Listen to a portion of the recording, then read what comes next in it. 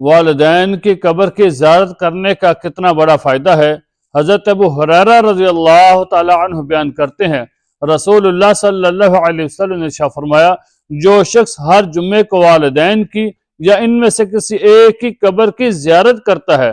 تو اس کی مغفرت کر دی جاتی ہے اور اسے والدین کا تابع دار لکھ دیا جاتا ہے۔ سبحان اللہ، کتنی بڑی فضیلت ہے کہ جو شخص ہر جمعے کو والدین کی یا ان میں دونوں میں سے کسی ایک کی قبر کی زیارت کرتا ہے تو اللہ تعالیٰ اس کی بخشش بھی فرما دیتے ہیں اور اس کا نام ان تابع دار بچوں کے اندر لکھ دیتے ہیں کہ جو بچے والدین کی زندگی کے اندر والدین کی خدمت کرتے ہیں، والدین کا کہنا مانتے ہیں، والدین کے ساتھ حسن سلوک کا معاملہ کرتے ہیں اور ان کی خدمت کرنے والے ہوتے ہیں، ان کے تابع دار ہوتے ہیں، تو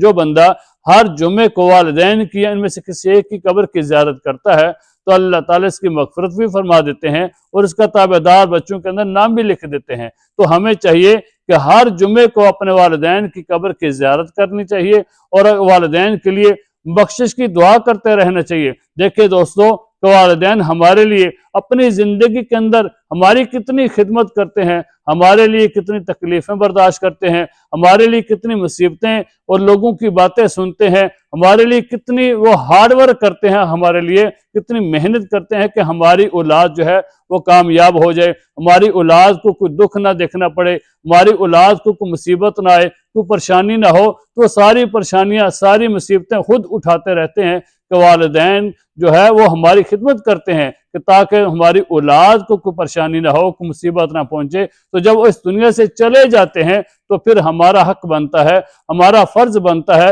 کہ والدین کی قبر کی زیارت کیا کریں، والدین کے لیے بخشش کی دعا کریں، اللہ تعالیٰ سے استغفار کریں کہ وہ ہمارے والدین کے اللہ تعالیٰ بخشش فرمائے۔ اور جو والدین کے جانے کے بعد بخشش کی دعا کرتا رہتا ہے تو اللہ تعالیٰ اس کو دو فائدے یہ دیتے ہیں، ایک تو والدین کی بخشش ہو جاتی ہے، دوسرا اس دعا کے بدلے میں اللہ تعالیٰ اس دعا مانگنے والے کی بھی مغفرت فرما دیتے ہیں۔ تو اس کا ہمیں والدین کی قبر کی زیارت کرنے کا بہت بڑا فائدہ ہوتا ہے، تو ہمیں والدین کی قبر کی زیارت کرتے رہنا چاہیے۔